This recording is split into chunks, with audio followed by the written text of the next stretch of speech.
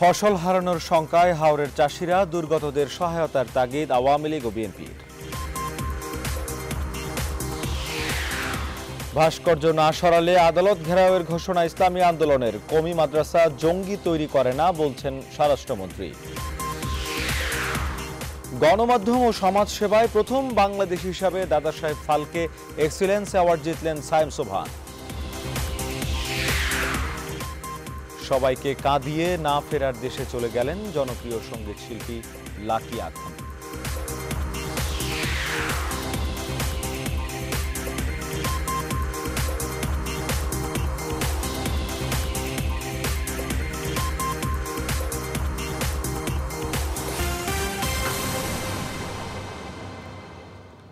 স্বাগত নিউজ 24 সংবাদের সঙ্গে আছি আমি শেখ জায়েদ। দেখছিলেন শরিয়া ভিত্তিক ইউনিয়ন ব্যাংক লিমিটেড সংবাদ শিরোনাম, এবারে বিস্তারিত।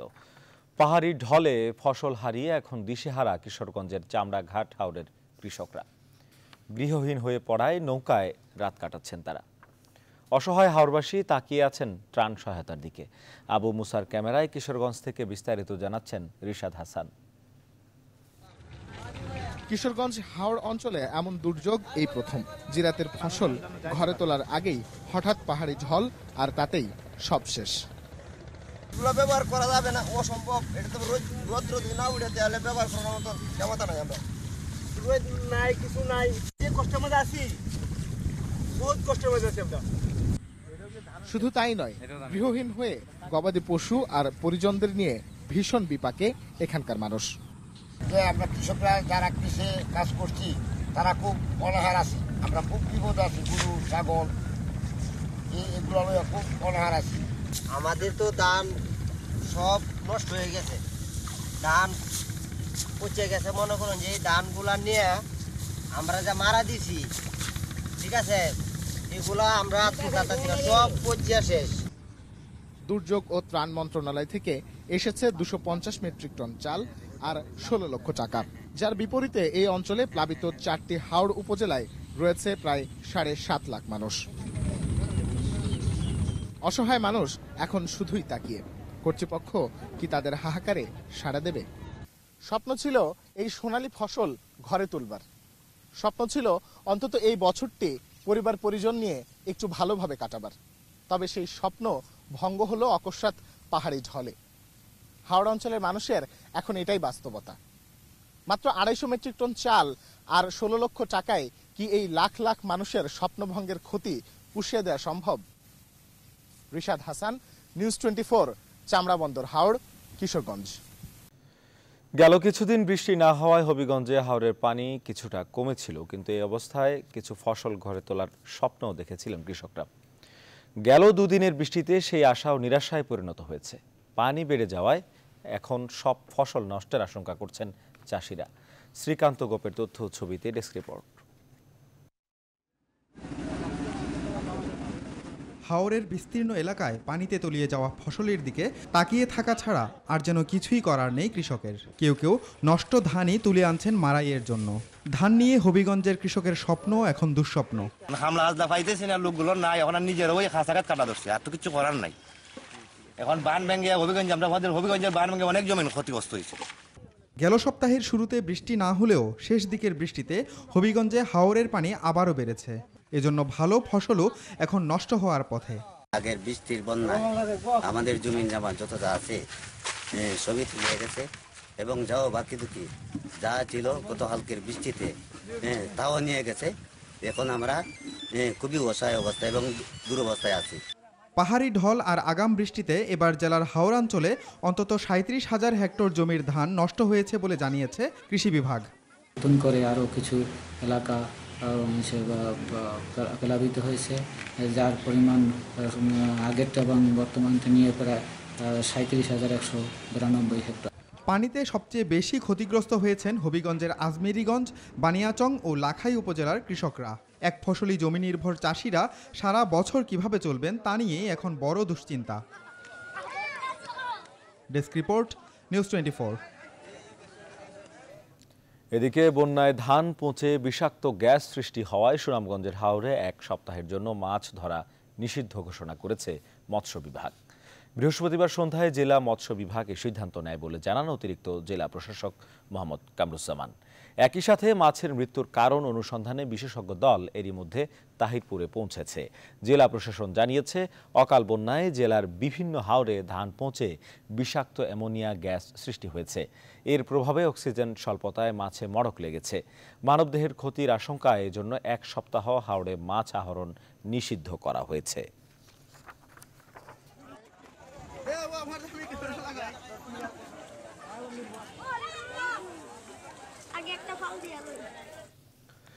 দুর্গত মানুষদের নিয়ে রাজনীতি না করে বিএনপিকে তাদের পাশে এসে দাঁড়াবার আহ্বান জানিয়েছেন আওয়ামী লীগের যুগ্ম সাধারণ সম্পাদক মাহবুবুল আলম হানিফ। শুক্রবার দলের ধানমন্ডি কার্যালয়ের সংবাদ সম্মেলনে আহ্বান জানান তিনি। এ সময় সুনামগঞ্জের হাওড় এলাকায় ক্ষতিগ্রস্তদের পুনর্বাসন ও ক্ষতিপূরণ দেয়ার সরকারি অঙ্গীকারের কথাও তিনি মনে করিয়ে দেন। ক্ষতিগ্রস্ত চাষিদের কৃষি ঋণ মকুফ ও কিস্তির টাকা পরিশোধে পর্যাপ্ত সময় দেওয়ার কথাও বলেন তিনি। জানান, ফসল পচে পানির যে ক্ষতি হয়েছে তাও শোধনের ব্যবস্থা নেওয়া হবে। ওই এলাকার মানুষ প্রাকৃতিক দুর্যোগে ক্ষতিগ্রস্ত হয়েছে। তাদের এই দুঃসময়ে তাদের পাশে এসে দাঁড়িয়ে তাদের সহায়তা করার বদলে এই দুর্গত এই অসহায় মানুষ ক্ষতিগ্রস্ত মানুষদেরকে নিয়ে রাজনীতি করে, এই ধরনের মানসিকতা এটা জাতির জন্য অত্যন্ত দুঃখজনক। আমরা রাজনীতি করি জনগণের জন্য, জনগণের কল্যাণের জন্য, দেশের জন্য, কিন্তু সেই জনগণের কল্যাণের কোনো কাজ না নিয়ে শুধু মিথ্যাচার করে নিজের রাজনীতির ফায়দা লুটার জন্য এই ধরনের নির্লজ্জ মিথ্যাচার, আমার মনে হয় যে এই ধরনের রাজনীতি থেকে এখন বেরিয়ে আসতে হবে আমাদের। হাওরে দুর্গত মানুষের পাশে দাঁড়াতে সরকারের প্রতি আহ্বান জানিয়েছেন বিএনপির ভাইস চেয়ারম্যান শামসুজ্জামান দুদু। সকালে জাতীয় প্রেস ক্লাবের সামনে এক সমাবেশে তিনি আহ্বান জানান। ভারতের কাছ থেকে পানির ন্যায্য হিস্সা আদায়ের দাবিতে এই সমাবেশের আয়োজন করা হয়। এতে তিনি অভিযোগ করেন, সরকারের আন্তরিক প্রচেষ্টার অভাবেই দেশের মানুষ তাদের ন্যায্য পানির হিস্সা পাচ্ছেন না। প্রধানমন্ত্রী ভারত সফরে দেশের জনগণকে অন্ধকারে রেখেই চুক্তি ও স্মারকগুলো সই হয়েছে বলেও অভিযোগ করেন তিনি। সরকার ক্রমেই ক্ষমতা থেকে ছিটকে পড়ছে, অন্যদিকে বিএনপি ক্ষমতার কেন্দ্রের দিকে অগ্রসর হচ্ছে বলেও মন্তব্য করেন বিএনপির এই ভাইস চেয়ারম্যান। প্রাকৃতিক যে বিপর্যয় ওখানে দেখা দিয়েছে ইতিমধ্যে প্রতিনিয়ত হয়তো মহামারী আকারেও মানুষের মৃত্যুর কারণ হয়ে দেখা দিতে পারে। সেখানে ত্রাণমন্ত্রী গিয়ে, ত্রাণমন্ত্রীর সচিব গিয়ে যদি এই ধরনের উপহাস এবং মানবতা বিরোধী কথাবার্তা বলে, তাকে তো আইনে সুপর্দ করা ছাড়া আর কোনো পথ আছে এটা আমার কাছে মনে হয়। এদিকে মৌসুমী বৃষ্টিতে জলাবদ্ধতা দেখা দিয়েছে বন্দরনগরী চট্টগ্রামে। প্লাবিত হয়েছে নগরীর নিম্নাঞ্চল, ডুবে গেছে দোকানপাটও। আর এই দুর্ভোগের জন্য নগর কর্তৃপক্ষকে দায়ী করছেন স্থানীয়রা। নয়ন বড়ুয়া জয়ের তথ্যচিত্রে ডেস্ক রিপোর্ট। বঙ্গোপসাগরে সৃষ্ট লঘুচাপের প্রভাবে শুক্রবার সকাল থেকেই বন্দরনগরী চট্টগ্রামে শুরু হয় বৃষ্টিপাত। মাত্র 2 ঘন্টার বৃষ্টিতে তলিয়ে যায় নগরীর আগ্রাবাদ, হালিশহর, ষোলশহর, চকবাজার, বহদ্দারহাট, মুরাদপুর সহ বিভিন্ন এলাকা। পানির তোড়ে ভেসে যায় আবর্জনার স্তূপ, আর এতে চরম দুর্ভোগে পড়েন নগরবাসী। নিম্ন এলাকাগুলো ডুবে গেছে, ইভেন এবছর অনেক উঁচু এলাকায় পানি উঠছে। সকাল থেকে 1-2 ঘন্টা বৃষ্টির ফলে পুরো রাস্তা জলাবদ্ধতা দেখা দিচ্ছে। শুক্রবার সকাল 6টা থেকে দুপুর 12টা পর্যন্ত নগরীতে 59 মিলিলিটার বৃষ্টিপাত রেকর্ডের কথা জানিয়েছে আবহাওয়া অধিদপ্তর। আর এতেই পানি গড়িয়েছে দোকানপাট ও বাসাবাড়িতে। এজন্য সিটি কর্পোরেশনের কর্মকর্তাদের দুষলেন ভুক্তভোগীরা। আমাদের ব্যবসায়ীরা লক্ষ লক্ষ টাকা, কোটি কোটি টাকার ক্ষতি, সব দোকানে পানি, সব মালামাল ভিজে গেছে। বৃষ্টি হলে আমরা কিন্তু বিশাল ক্ষতির মুখে পড়ে যাই। 5 লক্ষ টাকা করে ক্ষতিপূরণ হয়েছে প্রত্যেকটা দোকানে। জলাবদ্ধতার দুর্ভোগ থেকে শহরবাসীকে মুক্তি দিতে বিভিন্ন পরিকল্পনার কথা তুলে ধরেন সিটি মেয়র। খালগুলো খনন করলে তো আর ধরেন এগুলোর পানির ধারণ ক্ষমতা বৃদ্ধি পাবে, আর রেগুলেটর বসালে তো ধরেন যখন প্রয়োজন হবে গেট বন্ধ করে দিয়ে এখান থেকে পাম্প আউট করা হবে। দীর্ঘদিনের এই সমস্যা সমাধানে নগর কর্তৃপক্ষ কার্যকর পদক্ষেপ নেবে, এমনটাই প্রত্যাশা সবার। Desk report, news 24।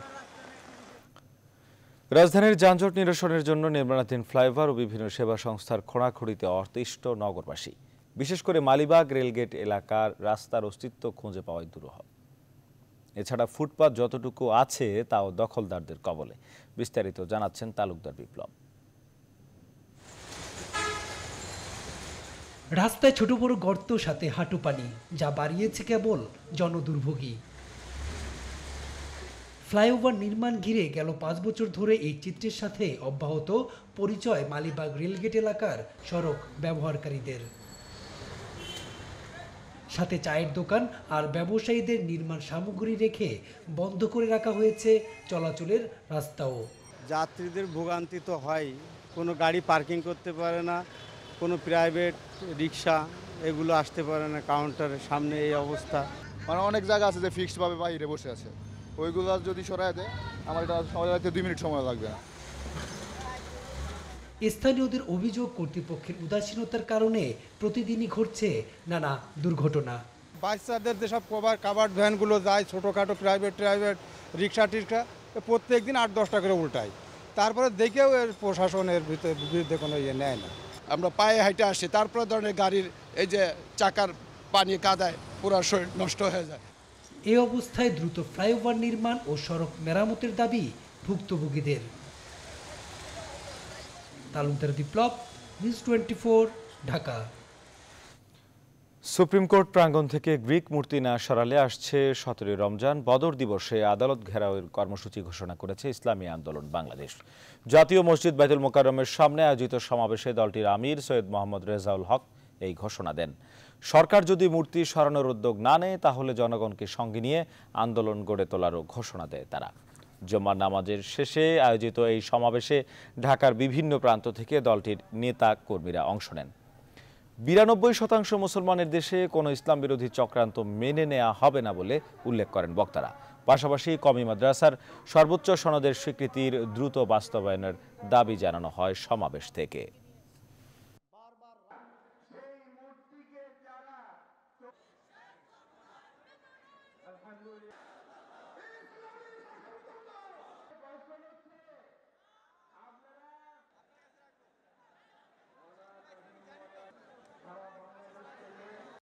আপনি কতদিনের মধ্যে ওখান থেকে মূর্তি অপসারণ করবেন, এটা বাংলাদেশের জনগণ জানতে চায়। আমরা আইন হাতে তুলতে চাই না, আপনি আইনকে হাতে তুলতে বাধ্য করবেন না। জনগণের কারণে আইন, আইনের কারণে জনগণ না। পবিত্র রমজানের আগেই সুপ্রিম কোর্ট প্রাঙ্গণ থেকে মূর্তি সরিয়ে নিন, অন্যথায় রমজানে সারা দেশের মুসলমানরা ফুঁসে উঠবে। ইসলামকে নিয়ে কটূক্তি করা হলে কোনো ছাড় দেয়া হবে না, ইসলামের প্রশ্নে কোনো আপোষ নেই, এমন হুঁশিয়ারি উচ্চারণ করেছেন সংসদ সদস্য শামীম ওসমান। নারায়ণগঞ্জের সর্বস্তরের মুসলমানদের ব্যানারে আয়োজিত এক জনসভায় তিনি এই হুঁশিয়ারি দেন। এ সময় ত্বকী মঞ্চের নেতা রফিউর রাব্বি ধর্মীয় অনুভূতিতে আঘাত করে যে বক্তব্য দিয়েছেন এজন্য তার বিচারেরও দাবি জানান শামীম ওসমান।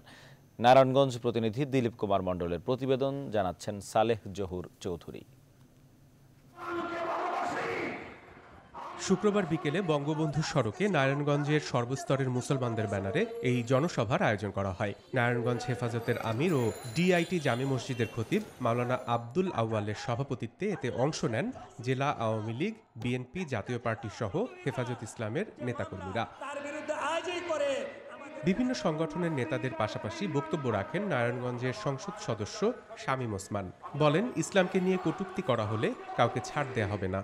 বাংলাদেশে কিছু আতেল সৃষ্টি হয়েছে, এই আতেলদের কাজ হচ্ছে ফ্যাশন করে ইসলামের বিরুদ্ধে কথা বলা। ওরা আমাকে ভিডিও রেকর্ড শুনিয়েছেন, অডিও রেকর্ড শুনিয়েছেন। ভিডিও এবং অডিও রেকর্ডে রাব্বির মুখ থেকে যে কথা বেরিয়েছে তা পরিষ্কার হয় ধর্মের অনুভূতি আঘাতের চূড়ান্ত এই যে পড়ে। ধৈর্য ধরে আদালত যে সময় দিয়েছে সেই সময়ের মধ্যে যদি কোনো গাফিলতি প্রমাণ হয়, আপনাদের মাঝে নামার পরে নামবেন। আল্লাহকে খুশি করার জন্য আমি সবার আগে মাঝে নামবো ইনশাআল্লাহ। এ সময় ধর্মীয় অনুভূতিতে আঘাত করায় রফিউর রাব্বির গ্রেফতারের দাবি করেন হেফাজত ইসলামের জেলা আমির। যে আল্লাহ এবং তার রাসূলকে নিয়ে কটূক্তি করবে, বিসমিল্লাহ নিয়ে কটূক্তি করবে, সেই প্রতিবাদ জানানোর জন্য তোমার মতো রফিউর রাব্বিকে আমরা প্রতিবাদ জানাইতে আসি নেই। বিচার কাষ্টে, বিচারের কার্যে তাকে নিয়ে আসা হোক, এই নারায়ণগঞ্জের মাটিকে যেন শান্ত রাখা হয়। জনসভা থেকে কওমি মাদ্রাসাকে মাস্টার্স পর্যন্ত স্বীকৃতি দেয় প্রধানমন্ত্রীকে শুভেচ্ছা জানানো হয়। Desk report, news 24। কওমি মাদ্রাসায় কোনো জঙ্গি নেই এবং এই প্রতিষ্ঠানে কোনো জঙ্গি তৈরি হতে পারে না, জানিয়েছেন স্বরাষ্ট্রমন্ত্রী আসাদুজ্জামান খান কামাল। শুক্রবার সকালে রাজধানীর আজমপুর সরকারি প্রাথমিক বিদ্যালয়ে এক অনুষ্ঠান শেষে কথা বলেন তিনি। স্বরাষ্ট্রমন্ত্রী বলেন, অপরাধী যেই হোক কাউকে ছাড় দেয়া হবে না, প্রত্যেককে আইনের আওতায় আনা হবে।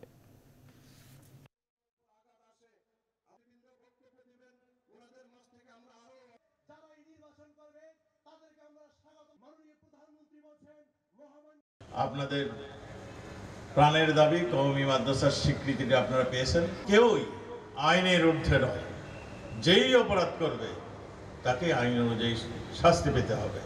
অপরাধ করলে প্রমাণিত হলে তার শাস্তি পেতেই হবে, এটাই বাংলাদেশ।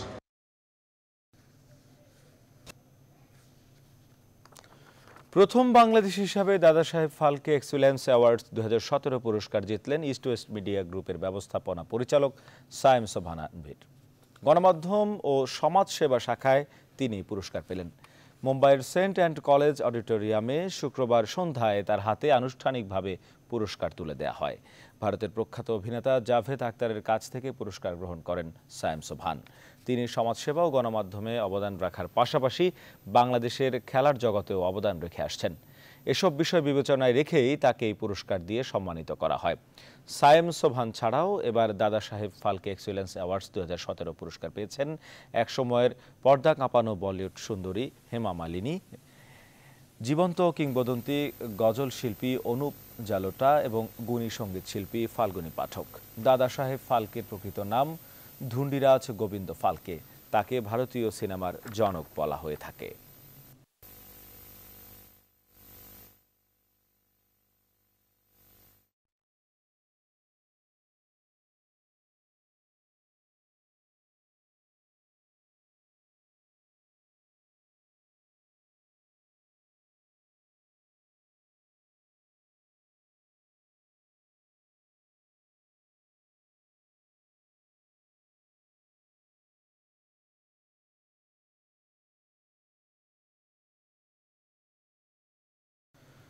না ফেরার দেশে চলে গেলেন কিংবদন্তি সঙ্গীত শিল্পী ও মুক্তিযোদ্ধা লাকি আকন্দ।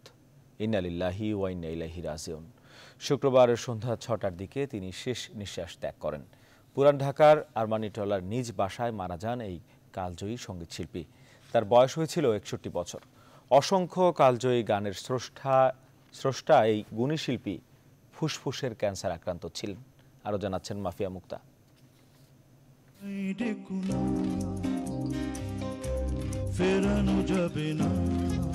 দীর্ঘদিন ক্যান্সারের সাথে যুদ্ধ শেষে না ফেরার দেশেই চলে গেলেন 80 দশকের জনপ্রিয় সঙ্গীত পরিচালক, গীতিকার ও শিল্পী লাকি আকন্দ।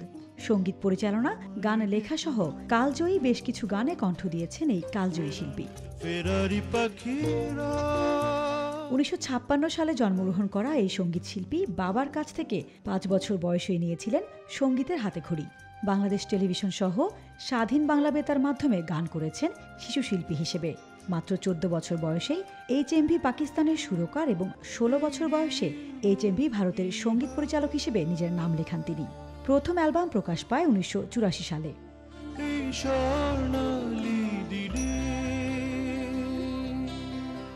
60 বছরের জীবনে তিনি রচনা করেছেন কালজয়ী গান, যার মধ্যে উল্লেখযোগ্য তার প্রথম অ্যালবামের গান আগে যদি জানতাম তবে মন ফিরে চাইতাম সহ মামুনিয়া। তবে মন ফিরে চাইতাম, এই জ্বালার প্রাণে সহে না।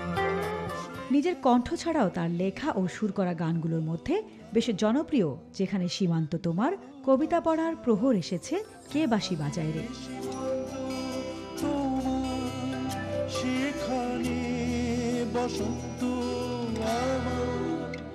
কর্মজীবনে তিনি গানের সাথে মিতালি ছাড়াও দায়িত্ব পালন করেছেন বাংলাদেশ বেতারের সঙ্গীত বিভাগের পরিচালক হিসেবে। 1978 সালে ছোট ভাই হ্যাপি আকন্দের মৃত্যুর পর সঙ্গীতাঙ্গন থেকে দীর্ঘদিন দূরে থাকার পর আবারও ফেরেন পরিচয় কবে হবে ও বৃতৃষ্ণা জীবনে আমার অ্যালবাম দুটি নিয়ে।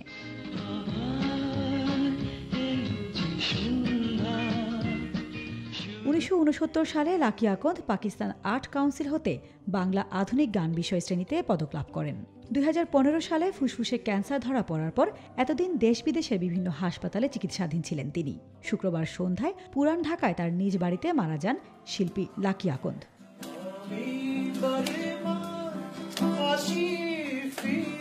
মাফিয়া মুক্তা, নিউজ 24। সংবাদে একটা বিরতি নিচ্ছি, ফিরছি একটু পর, সাথে থাকুন।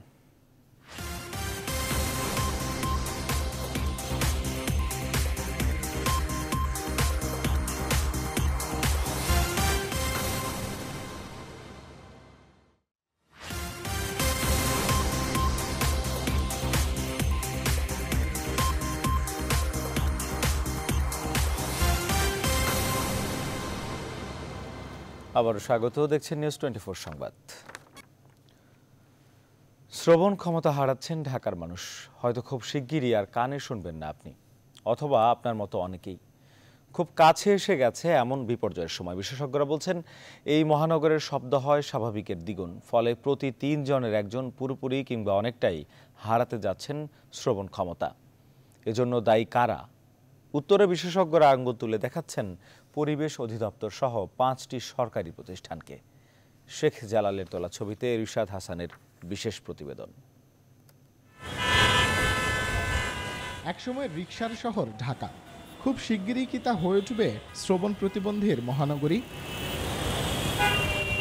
প্রকট শব্দের বিভৎসতা চারপাশ জুড়ে, আর শব্দের সেই বিভৎসতায় বিপর্যস্ত মানুষ। আমার বাসায় অস্ত্র রোগী রয়েছে, অথচ পাশের বাড়িতে খুব জোরে খুব সাউন্ড দিয়ে গান বাজানো হচ্ছে। তো এই যে বিষয়গুলো, এগুলো আসলে দিনকে দিন বেড়ে চলছে। অথচ এরকম একটা শহর কিন্তু আমরা কখনোই কল্পনা করিনি। আমরা চাই যে আমাদের শহরটা আরও শব্দমুক্ত হোক। পরিবেশ বাঁচাও আন্দোলন পবার সর্বশেষ তথ্য মতে ঢাকায় শব্দের মাত্রা গ্রহণযোগ্যতার প্রায় দ্বিগুণ, আর এই শব্দ দূষণে অতিষ্ঠ সাধারণ মানুষ। ডিস্টারবেন্স হয়, এটা কান দিয়ে শোনার পর হয়তো আমরা একটা চিন্তা ভাবনা করতেছি, চিন্তা ভাবনা ব্যাঘাত ঘটে। পড়াশোনা করতে সমস্যা হয়, মাথা ব্যথা হয়। রাস্তায় গাড়ির হর্নের আওয়াজ 70 ডেসিবেলের কম হতে হয়, এটাই নিয়ম। অথচ ঢাকায় অ্যাম্বুলেন্সে ব্যবহৃত হয় 110 ডেসিবেল। হর্ন বাজানো নিষিদ্ধ, তবু শাহবাগে কানে তালা লাগে হর্নের শব্দে। শব্দদূষণ প্রতিরোধে আইন থাকলেও এর কোনো প্রয়োগ নেই। বিশেষজ্ঞ চিকিৎসকরা বলছেন এভাবে চললে দেশের 1/3 মানুষ শ্রবণজনিত সমস্যায় ভুগবেন। এইভাবে যদি চলতে থাকে, বর্তমানে তো 10%-এর কিছু কম লোক শ্রবণ প্রতিবন্ধী ঢাকা শহরে। তো এইভাবে চলতে থাকলে 2017 নাগাদ, 17 শেষ নাগাদ দেখা যাবে যে 1/3 অফ দ্য পিপল বিভিন্নভাবে শোনাজনিত, শ্রবণজনিত বিভিন্ন সমস্যায় ভুগতে থাকবে। এর মধ্যে টেম্পোরারি হতে পারে অথবা পার্মানেন্ট হতে পারে। পরিবেশবিদদের অভিযোগ, শব্দ দূষণের জন্য দায়ী সরকারি 5 প্রতিষ্ঠান। আইন প্রয়োগের দায়িত্ব হচ্ছে পরিবেশ অধিদপ্তরের, সেই সঙ্গে হচ্ছে আইন প্রয়োগকারী সংস্থার বিআরটিএর।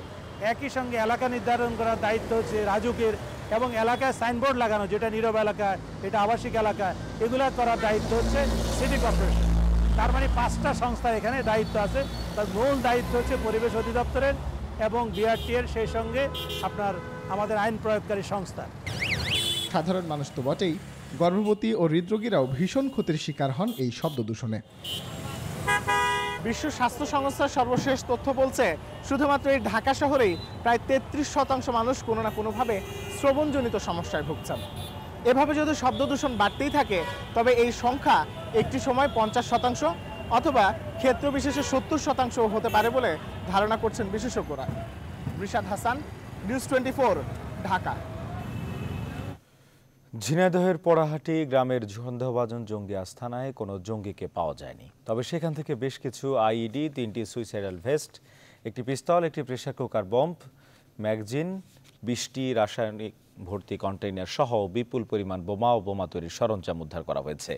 ঝিনাইদহের অতিরিক্ত পুলিশ সুপার আসবাহার আলী শেখ জানান, ওই গ্রামের আবদুল্লাহ নামের এক ব্যক্তির বাড়িতে জঙ্গি রয়েছে এমন সংবাদের ভিত্তিতে বিকেলে বাড়িটি ঘিরে রাখে আইন শৃঙ্খলা বাহিনীর সদস্যরা। পরে ঢাকা থেকে সোয়াত ও কাউন্টার টেরোরিজম ইউনিটের সদস্যরা অভিযানে অংশ নেন।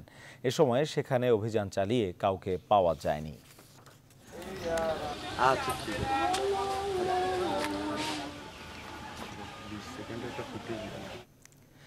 দর্শক, আগে জানিয়েছি প্রথম বাংলাদেশি হিসাবে দাদা সাহেব ফালকে এক্সেলেন্স অ্যাওয়ার্ডস 2017 পুরস্কার জিততেন ইস্ট ওয়েস্ট মিডিয়া গ্রুপের ব্যবস্থাপনা পরিচালক সায়েম সোবহান আনভির। গণমাধ্যম ও সমাজসেবা শাখায় তিনি এই পুরস্কার পেলেন। মুম্বাইয়ের সেন্ট অ্যান্ড কলেজ অডিটোরিয়ামে শুক্রবার সন্ধ্যায় সায়েম সোবহান আনভিরের হাতে আনুষ্ঠানিকভাবে পুরস্কার তুলে দেওয়া হয়। বিস্তারিত জানাচ্ছেন সাবরিনা মমতাজ। গণমাধ্যম ও সমাজসেবা শাখায় প্রথম বাংলাদেশি হিসেবে দাদা সাহেব ফালকে এক্সেলেন্স অ্যাওয়ার্ডস 2017 পুরস্কার জিতলেন ইস্ট ওয়েস্ট মিডিয়া গ্রুপের ব্যবস্থাপনা পরিচালক সায়েম সোবহান আনভির। প্রখ্যাত গীতিকার জাভেদ আখতারের কাছ থেকে পুরস্কার গ্রহণ করেন তিনি। মুম্বাইয়ের সেন্ট অ্যান্ড্রু কলেজ অডিটোরিয়ামে শুক্রবার সন্ধ্যায় তার হাতে পুরস্কার তুলে দেওয়া হয়। তিনি সমাজসেবা ও গণমাধ্যমে অবদান রাখার পাশাপাশি বাংলাদেশের খেলার জগতেও অবদান রেখে আসছেন।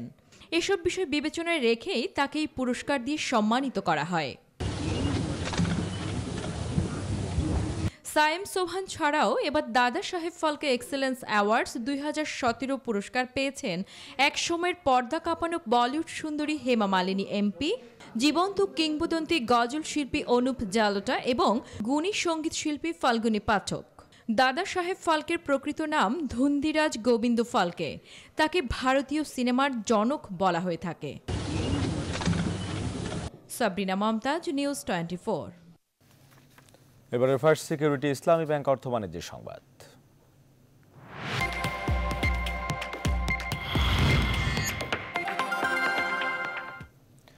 নারীর জন্য বাজেট প্রণয়ন হলেও তারাই জানেন না কোন খাতে ব্যয় হবে এই অর্থ। এজন্য অসচেতনতাকেই দায়ী করছেন সংশ্লিষ্টরা। তারা বলছেন এজন্য কার্যকর পদক্ষেপ নিতে হবে সরকারকে। বরাদ্দকৃত অর্থ কোনোভাবে ফেরত যাওয়া কাম্য নয় বলেও মনে করেন তারা। বিস্তারিত জানাচ্ছেন তাজিন আশরাফি। জাতীয় বাজেটে জেন্ডার বাজেট প্রণয়নের 7 বছরে নারীর জন্য বরাদ্দ বৃদ্ধি পেয়েছে প্রায় 3 গুণ। প্রথমবার 2009-10 অর্থ বছরে জেন্ডার বাজেটে নারীর হিস্সা ধরা হয় 27,248 কোটি টাকা। 2016-17 অর্থ বছরের জন্য 3,40,605 কোটি টাকার বাজেট ঘোষণা করা হয়। এর মধ্যে নারীর হিস্সা 92,765 কোটি টাকা, যা মোট বরাদ্দের 27.5%। তবে নারীদের জন্য বাজেটে বড় বরাদ্দ হলেও অধিকাংশ ক্ষেত্রে হচ্ছে না এর সুষম বণ্টন। কোন কোন সেক্টরে অ্যালোকেশনটা দরকার এবং সরকারের পক্ষে যদি সম্ভব হয় সেইভাবে বাজেটটাকে বিন্যাস করার এবং মিনিস্ট্রি ওয়াইজও যদি এটার বিন্যাসটা আমরা জানতে পারি, তাহলে আমার বিশ্বাস যে আগামী বছর যেই বাজেটটা আমাদের জন্য দেওয়া হবে সেই বাজেটটা আমরা পুনঃ ব্যবহার করতে পারবো। আর বাজেটে কেবল নারীর উন্নয়নের জন্য বরাদ্দের সবটুকু অর্থ ব্যয় হয় না বলে অভিযোগ এই উদ্যোক্তার। বাজেট দেয়া হচ্ছে সেটা নারীদের জন্যই তো, নারীদের খাতেই খরচ করার জন্য, কিন্তু এটা কেন ফেরত যাবে? প্রত্যেক বছরই ফেরত যাচ্ছে, প্রত্যেক বছরই আমরা দিচ্ছি। তো এই জিনিসটা যেন না হয়। আবার অনেক নারী জানেন না কোন কোন খাতে তাদের জন্য বরাদ্দ রাখা হয়েছে। এই জন্য সচেতনতা বাড়ানোর অভিমত সংশ্লিষ্টদের।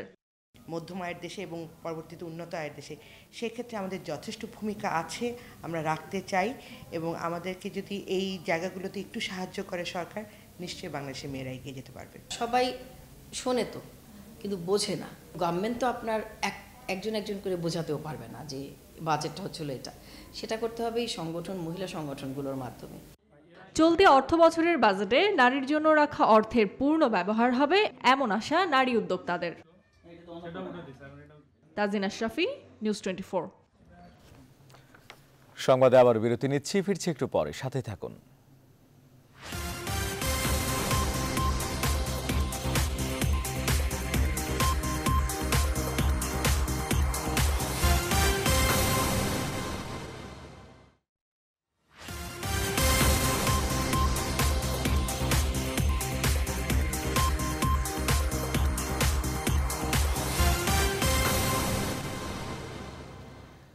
আবারও স্বাগত, দেখছেন নিউজ 24 সংবাদ। টগি ওয়ার্ল্ড বাংলা বছরের প্রথম দিনে বসুন্ধরা সিটি শপিং কমপ্লেক্সে শুরু হওয়া শিশুদের নতুন ভুবন এরই মধ্যে হয়ে উঠেছে বিপুল জনপ্রিয়। মঙ্গলবার বাদে সপ্তাহের 6 দিনই খোলা থাকছে এই ওয়ার্ল্ড এবং থাকছে শিশুদের ভিড়। ছুটির দিনে ভিড় থাকে আরও বেশি। তৌহিদ শান্ত রিপোর্ট।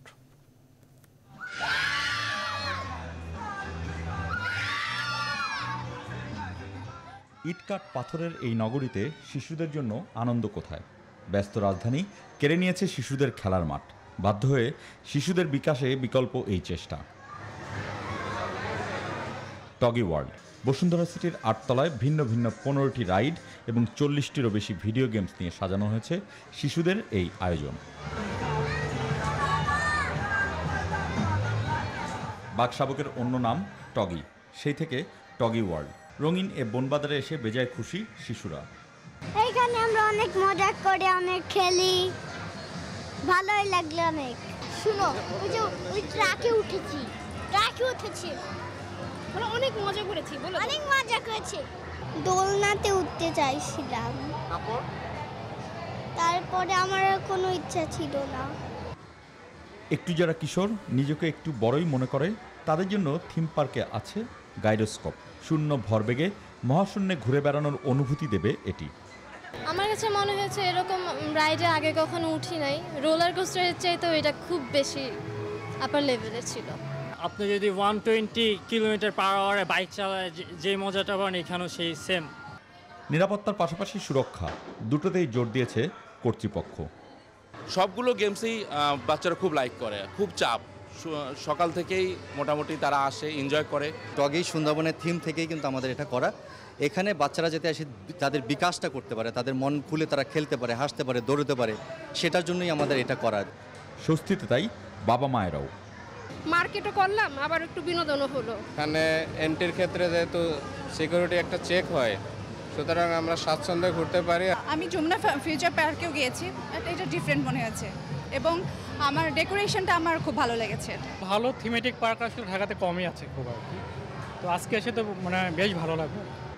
মঙ্গলবার বাদে প্রতিদিনই টগি ওয়ার্ল্ড খোলা সকাল 11টা থেকে রাত 10টা পর্যন্ত। তৌহিদ শান্ত, নিউজ 24, ঢাকা। এবারে নিউজ 24 আন্তর্জাতিক।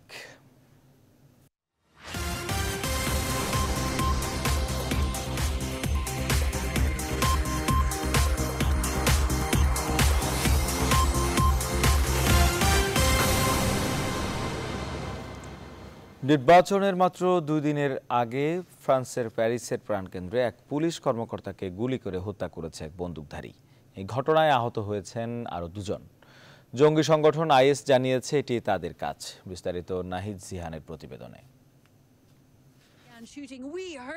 বৃহস্পতিবার রাতে প্যারিসের বিখ্যাত অ্যাভিনিউ দে শাজেলিজে পুলিশ কর্মকর্তাকে লক্ষ্য করে গুলি ছোড়ে হামলাকারী। এতে প্রাণ যায় ওই কর্মকর্তার। পুলিশের পাল্টা গুলিতে হামলাকারী নিজেও নিহত হয়। আর এই হামলার ঘটনায় আহত হন আরও 2 ব্যক্তি। ফ্রান্সের প্রেসিডেন্ট ফ্রাঁসোয়া ওলাদ বলেছেন, এটি জঙ্গিদের কাজ তা নিশ্চিত। এ বিষয়ে ব্যবস্থা নিতে কঠোর পদক্ষেপের কথাও জানান তিনি। আর স্বরাষ্ট্র মন্ত্রণালয়ের মুখপাত্র পিয়েরে অরি ব্র্যান্ডেট জানান, হামলাকারীর পরিচয় জানতে পারলেও তার উদ্দেশ্য যাচাইয়ের চেষ্টা করছে কর্তৃপক্ষ। রাত 9টার দিকে একটি গাড়ি পুলিশ বাসের পাশে এসে দাঁড়ায় এবং বাস থেকে নেমে এক ব্যক্তি স্বয়ংক্রিয় অস্ত্র দিয়ে বাসে গুলি চালায়। একজন পুলিশ সদস্যকে হত্যার পর অন্যদের দিকে গুলি ছুড়তে ছুড়তে পালানোর চেষ্টা করে ওই হামলাকারী। পরে নিরাপত্তা বাহিনী সদস্যদের গুলিতে তার মৃত্যু হয়। আইএসের মুখপাত্র আমাক নিউজে দাবি করা হয়েছে, তাদের এক যোদ্ধা পুলিশের ওপর এই হামলা চালিয়েছে এবং তার নাম আবু ইউসুফ আল-বালজেকি। বৃহস্পতিবার রাতের ঘটনার পরপরই প্রশস্ত ওই অ্যাভিনিউ বন্ধ করে দেওয়া হয়। এদিকে রোববার অনুষ্ঠেয় প্রেসিডেন্ট নির্বাচনের কয়েকজন প্রার্থী শাজেলিজের ওই হামলায় নিহত পুলিশ সদস্যের প্রতি সম্মান দেখাতে আগেই প্রচারাভিযান শেষের ঘোষণা দিয়েছেন। আর ইন্দোনেশিয়ায় অবস্থানরত মার্কিন ভাইস প্রেসিডেন্ট মাইক পেন্স সংবাদ সম্মেলনে প্যারিসের এ হামলার ঘটনায় দুঃখ প্রকাশ করে বলেন, যুক্তরাষ্ট্র সন্ত্রাসবাদকে শেষ করার সব রকম প্রচেষ্টা চালাবে। নাহিদ জিহান, নিউজ 24। সন্ত্রাস, জঙ্গিবাদ, যুদ্ধাপরাধীদের বিরুদ্ধে বর্তমান সরকারের অবস্থান জিরো টলারেন্স, এমন মন্তব্য করেছেন প্রধানমন্ত্রীর তথ্য বিষয়ক উপদেষ্টা ইকবাল সোবহান চৌধুরী। শুক্রবার সন্ধ্যায় গোপালগঞ্জে সাংবাদিকদের সাথে এক মতবিনিময় সভায় তিনি মন্তব্য করেন। বলেন, প্রধানমন্ত্রী শেখ হাসিনার উন্নয়নের অগ্রযাত্রাকে যারা ব্যাহত করতে চায় তাদের বিরুদ্ধে সোচ্চার হতে হবে। সৈয়দ মিরাজুল ইসলামের সভাপতিত্বে অনুষ্ঠিত মতবিনিময় সভায় অন্যদের মধ্যে বক্তব্য রাখেন জাতীয় প্রেস ক্লাবের সাধারণ সম্পাদক ফরিদা ইয়াসমিন, বাসসের প্রধান সম্পাদক আবুল কালাম আজাদ, বাংলাদেশ ফেডারেল সাংবাদিক ইউনিয়নের সভাপতি মঞ্জুরুল হাসান বুলবুল, ঢাকা সাংবাদিক ইউনিয়নের সভাপতি শাবান মাহমুদ সহ আরও অনেকে। এর আগে দুপুরে টুঙ্গিপাড়ায় জাতির জনক বঙ্গবন্ধু শেখ মুজিবুর রহমানের সমাধিসৌধে ফুল দিয়ে শ্রদ্ধা জানান তারা।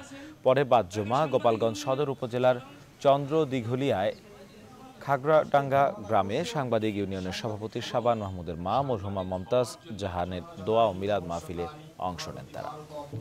জাতীয় প্রেস ক্লাবের কমিটিতে আসেনি, কিন্তু আমাদের নেতা এখনকার নিউজ 24 সংবাদ শেষ করার আগে শিরোনামগুলো জানাচ্ছি আরেকবার।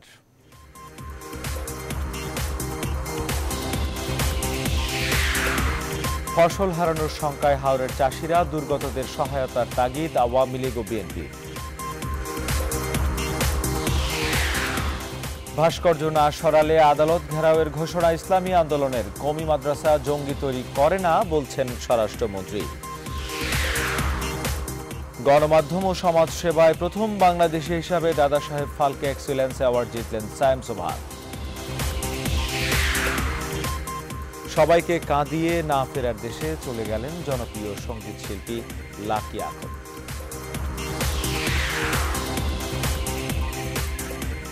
এই ছিল এখনকার মতো। এরপর দেখবেন নিউজ 24 বিনোদন। সাথে থাকার জন্য ধন্যবাদ সবাইকে।